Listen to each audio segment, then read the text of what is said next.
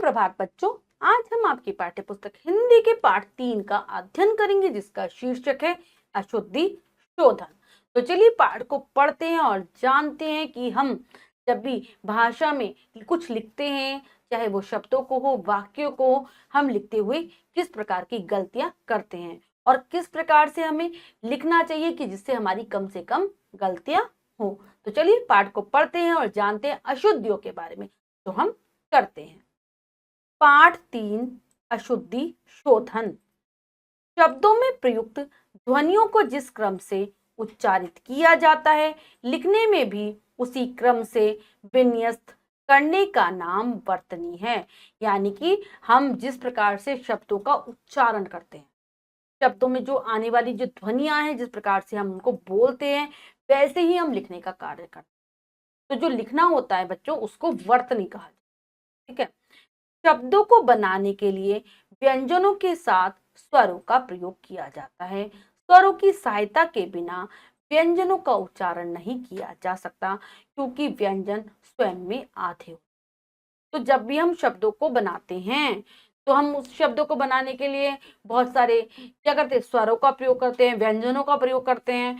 लेकिन जब भी हम व्यंजनों का प्रयोग करते हैं, तो हमें स्वरों की सहायता लेनी, क्योंकि स्वरों के बिना हम व्यंजनों को लिख नहीं सकते। व्यंजन अपने आप में क्योंकि पूर्ण नहीं होते। किसी भी अगर हमें व्यंजन को लिखना है तो हमें स्वर को मिलाना ही पड़ता है।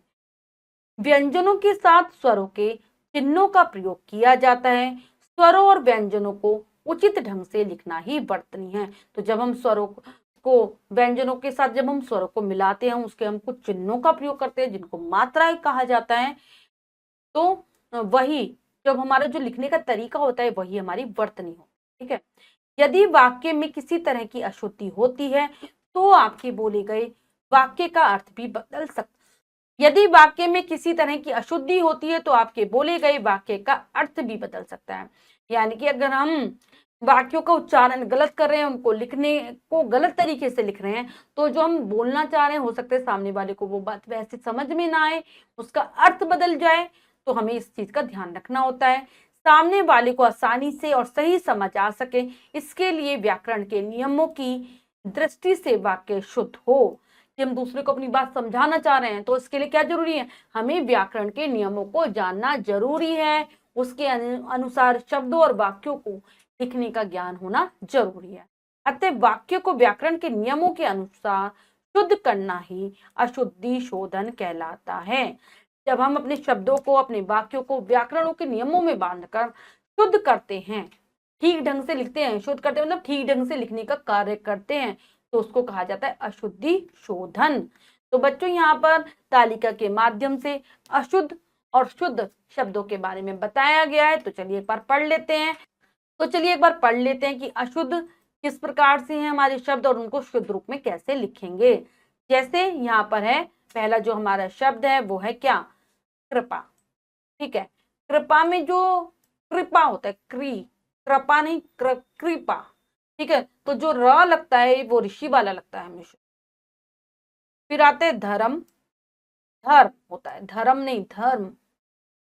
दिवाली, दीवाली, छोटी ई नहीं आती, हमेशा बड़ी ही आती है। बाजार नहीं बाजार। कवि, कवि में हमेशा छोटी। गुरु, हमेशा गुरु में छोटा ऊ आएगा, बाद में भी, शुरू में भी गा पर भी छोटा ऊ और रा पर भी छोटा ऊ आएगा। प्रभु, हमेशा प्रभु में छोटा ऊ होगा।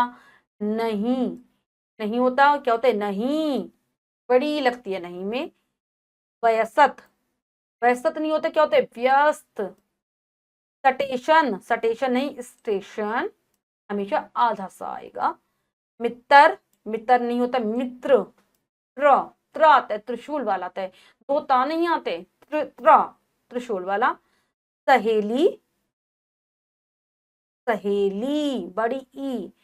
अच्छी, अच्छी, इसमें भी बड़ी आएगी, क्योंकि, क्योंकि बड़ी ई नहीं आता, क्योंकि में क्या आता है, छोटी आता है।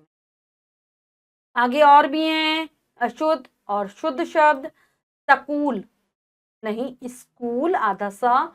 बीमारी नहीं बीमारी, बड़ी ई। परीक्षा, परीक्षा, बड़ी ई। व्यक्ति, में हमेशा छोटी ई, ईशान किसान छोटी ई, हिमालय नहीं हिमालय छोटी ई आएगा हिमालय में भी। ध्यान रखेंगे कवियत्री नहीं कवयित्री, ठीक है। ई की मात्रा व पर न लगकर य पर लगती है। समापत नहीं समाप्त आधा प। सामाजिक सामाजिक आ का डंडा आएगा। छुट्टी नहीं छुट्टी छोटा। पर्वत नहीं पर्वत, ठीक है। रा ऊपर जाएगा। नमस्कार नहीं नमस्कार, श नहीं स। और महोदय नहीं महोदय, जो ओ की मात्रा है वो म पर न लगकर ह पर लगेगी। और फिर है आनंद नहीं आनंद, ठीक है। जो बिंदु है ना के ऊपर जाएगा ना नहीं आएगा पूरा इसमें। कुछ और भी हैं उनको भी पढ़ लेते हैं। अधिक नहीं अधिक, बजर नहीं बंजर, ईसाई ईसाई में छोटी ई नहीं प्रारंभ में आएगी बड़ी ई। स्पष्ट नहीं स्पष्ट आधा सा। कृपया नहीं कृपया, ठीक है। पाप पूरा जाएगा इसमें। ग्रामीण नहीं ग्रामीण, र बाद में नहीं नीचे पैरों में लगेगा। आविष्कार नहीं आविष्कार, षटकोण वाला। विज्ञान ऐसे लिखा जाएगा ज्ञानी वाला ज्ञा आएगा बच्चों। स्थान नहीं होता स्थान होता है आधा सा। अस्पताल नहीं अस्पताल आधा सा जाएगा। आज्ञा में ज्ञानी वाला ज्ञा आता है। और आशीर्वाद हमेशा ऐसे लिखा जाता है, यानी कि जो रा होगा उसका साउंड क्या होता है श के बाद आ रहा है तो बा के ऊपर जाएगा। और यहाँ पर क्या हो रहा है आशीर्वाद हो रहा है, रा का साउंड पहले आ रहा है, ठीक है। वर्तनी के यह दोनों रूप शुद्ध हैं। कुछ ऐसे भी होते हैं कि जो दोनों रूपों में शुद्ध रहते हैं, जैसे सर्दी हम ऐसे भी लिख सकते हैं और ऐसे भी लिख सकते हैं। बर्फी ऐसे भी लिखा जाता है और ऐसे भी लिखा जाएगा। बर्तन दोनों तरीके से लिखा जा सकता है बच्चों। गर्मी दोनों तरीके से सही है शुद्ध है। शरबत भी दोनों तरीके से शुद्ध है। और गर्दन भी दोनों तरीके से शुद्ध है। आज जो चाहे वो लिख सकते हैं। एक बार फिर से दोहरा लेते हैं जो हमने पाठ में पढ़ा है। शब्दों को लिखने का ढंग वर्तनी कहलाता है। जो हम शब्दों को लिखने का जो हमारा तरीका है उसे वर्तनी कहा जाता है। वाक्य को व्याकरण के नियमों के अनुसार शुद्ध करना ही वाक्य अशुद्धि शोधन कहलाता है। जब हम व्याकरणों के नियमों के अनुसार अपने वाक्यों को शुद्ध कर दें वही अशुद्धि शोधन है। तो चलिए अब हम पाठ का अभ्यास कर लेते हैं। क्या पढ़ा क्या सीखा के अंतर्गत करेंगे। पहले कुछ प्रश्न दिए गए हैं उनको पढ़ लेते हैं। निम्नलिखित प्रश्नों के उत्तर लिखो। इन प्रश्नों के उत्तर आपको स्वयं देने का प्रयास करना है। कार्य अपनी अभ्यास पुस्तिका में कर लेना है। पहला प्रश्न है वर्तनी किसे कहते हैं। वर्तनी के बारे में बताएंगे। जो शब्दों को शुद्ध रूप में जो लिखने का जो तरीका है वही वर्तनी है। शब्दों को बनाने के लिए किनका प्रयोग किया जाता है, तो ध्वनियों का प्रयोग करते हैं हम। भाषा अशुद्ध कब हो जाती है ये बता देंगे। कब हो जाती है, जब हम शुद्ध वर्तनी का प्रयोग नहीं करते। अशुद्धि शोधन किसे कहते हैं, तो हमने ये अभी लास्ट में पढ़ा था। एक बार फिर से मैं वहां से आप लिख लेंगे, ठीक है। तो इसका क्या हो जाएगा, अशुद्धि शोधन किसे कहते हैं, वाक्य को व्याकरणों के नियमों के अनुसार शुद्ध लिखना ही अशुद्धि शोधन कहलाता है। अब निम्नलिखित शब्दों की वर्तनी शुद्ध करो। तो छात्र, ये लिखा है छात्र, तो छात्र नहीं आ जाएगा छात्र। छुट्टी छोटा ऊ। आविष्कार कैसे लिखेंगे,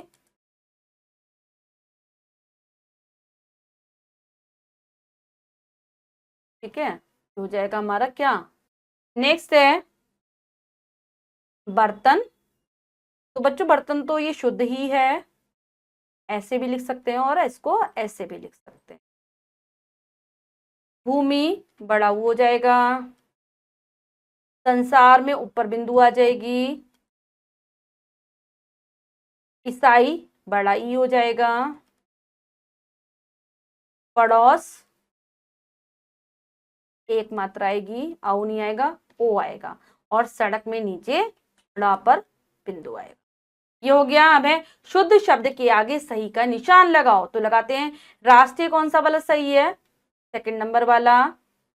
झंडा फर्स्ट वाला सही है। और मुसीबत कौन सा सही है, सेकंड वाला सही है। तो ये हमने कार्य पूर्ण कर लिया है, समझ कर अच्छे से। तो बच्चों आज हमने सीखा कि अशुद्धि शोधन किस प्रकार से किया जाता है। आशा करती हूँ आपको अच्छे से समझ आ गया होगा। बार बार जब शब्दों को लिखने का अभ्यास करेंगे तो आप सीख जाएंगे कि किस प्रकार से हम गलतियां करते हैं। साथ ही साथ हमें उच्चारण का अभ्यास भी करना होता है, तभी हम सही से लिखना सीख पाते हैं। क्योंकि हिंदी भाषा के लिए कहा जाता है वो जैसी बोली जाती है वैसी ही लिखी जाती है। आशा करती हूँ पाठ समझ आ गया होगा आपको। मिलते हैं अगली कक्षा में नए पाठ के साथ। तब तक के लिए स्वस्थ रहिए, प्रसन्न रहिए। धन्यवाद।